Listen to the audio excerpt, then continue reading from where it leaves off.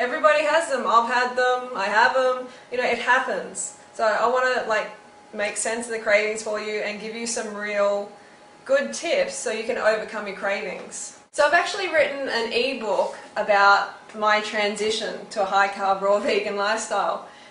I've almost finished it. I'm so close to finishing it, and when I do, I'm going to put it up, and you guys, I'm sure you're going to benefit out of it because it features my blog posts from when I started on a high carb raw vegan lifestyle in 2006.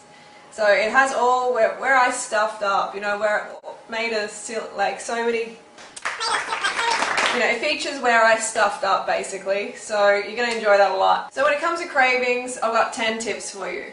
Number one is always eat sufficient calories from fruit.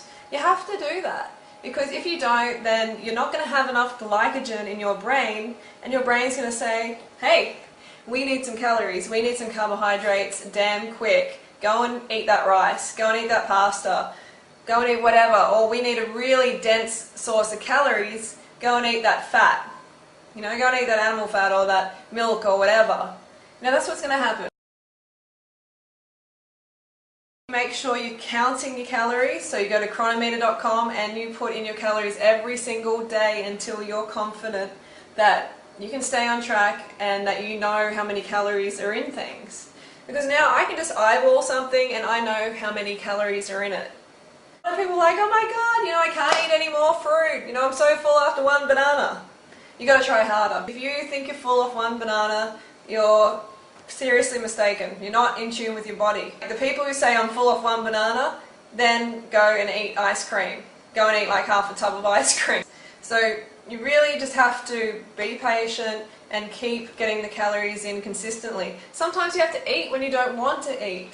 You know, you may not feel like eating, but I've noticed as soon as we bring the fruit up to our lips and our taste buds taste that carbohydrate, that's when, you know, it registers in our brain, oh, we need food.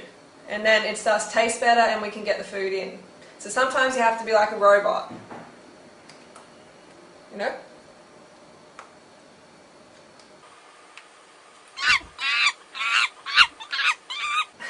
Okay, so you might have to do some bicep curls, some banana peel bicep curls.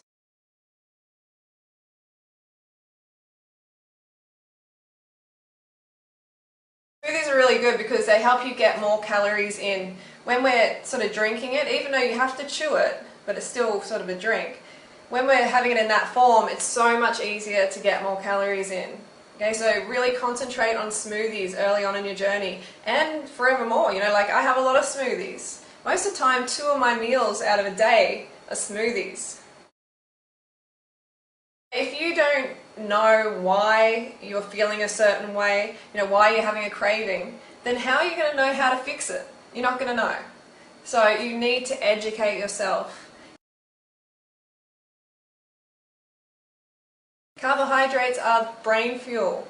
Okay, if you're not getting enough glucose to your brain, then you're going to be craving things. You know, people try and complicate it all the time. They try and say, oh, you know, like it's not that, it's not, I don't need calories, it's because I was abused as a child, or I'm just having an emotional day, or whatever. It's not that, okay? You need calories. And the brain gives you pain as a motivator to get calories. You know, at first I was just doing it completely wrong. You know, I was reading David Wolf's book, Sun Food Diet Success System, and it's a great book for motivational aspects, like it's got a lot of stuff that Tony Robbins says in there. You know, it's good for that reason, but oh my god, it's confusing. And it does not say anything about counting calories, doesn't emphasize eating large quantities of fruit. Now I'm looking back, I'm thinking, WTF, where's the fruit? Honestly. If we don't have large quantities of fruit, then we're going to go to fat, we're going to go to salads with fatty sauces and stuff like that. And then we're going to wonder why we want to binge out on like fatty, sweet, raw cakes and stuff like that, or like cooked cakes. It's because the carbs, remember the carbs. I took myself away from those social eating events that I used to go to. You know, my friends used to invite me out, they're like, come on, come to the restaurant, come to dinner, blah, blah, blah.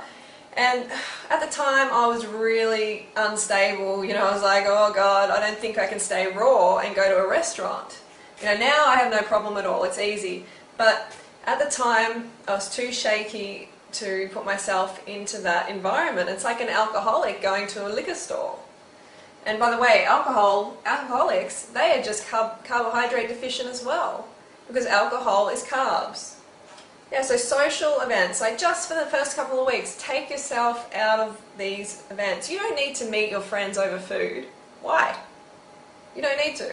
Don't say, oh, but I've got such a big social life. Organise to meet them in the park, go for a jog together, do something outside of food.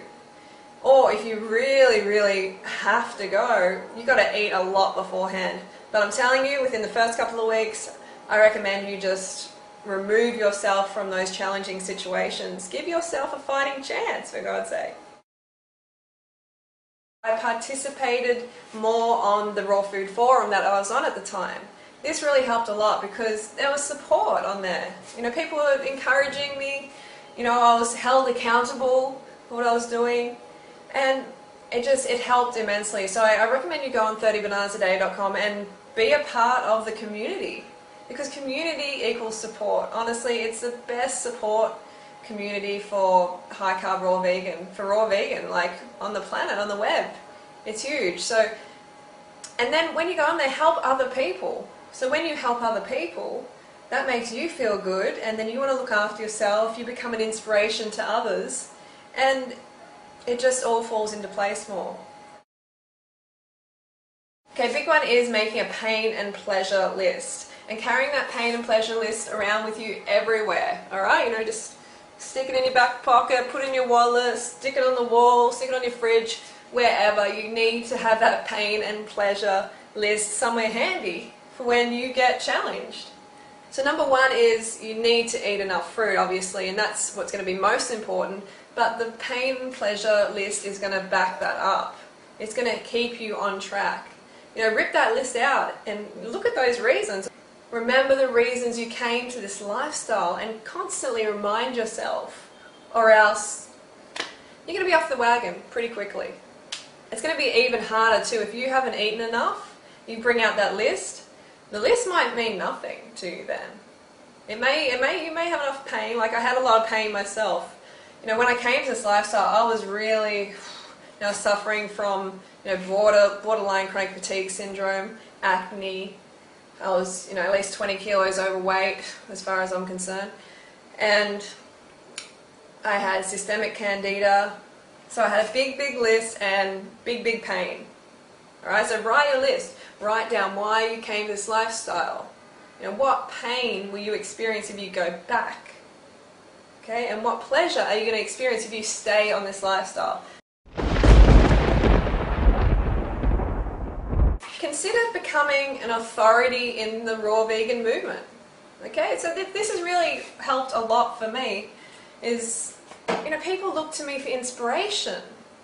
So if you're thinking, I wouldn't mind sort of like a career in this industry or something, like do it. We need more people. Right, and that's going to help you keep on track because you're going to become inspiration to others and they're going to hold you accountable.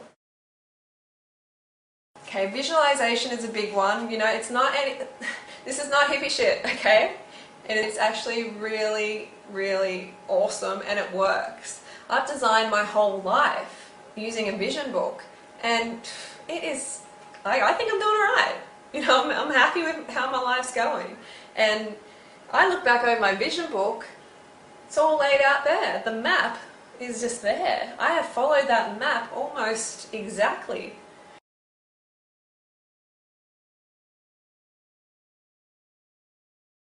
Go to fruit festivals and be around people who are doing the same thing as you're doing. I know when I went to the fruit festival this year, it was amazing. Like even though I was already on the lifestyle, just being around like 100 other people, more than 100 other people doing the same thing and being carved up, it was so good.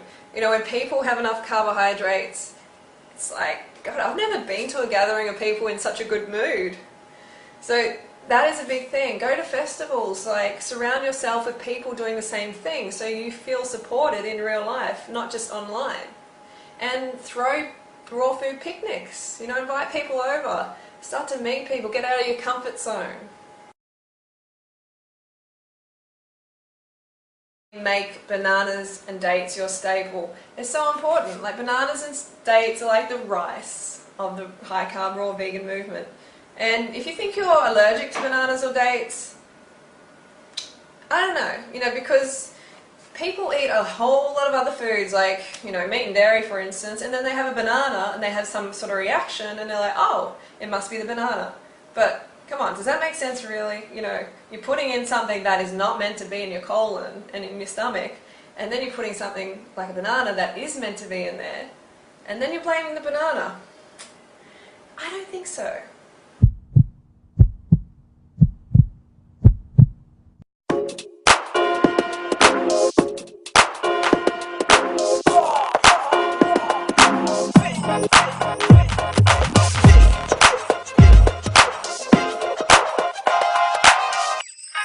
La la la la la.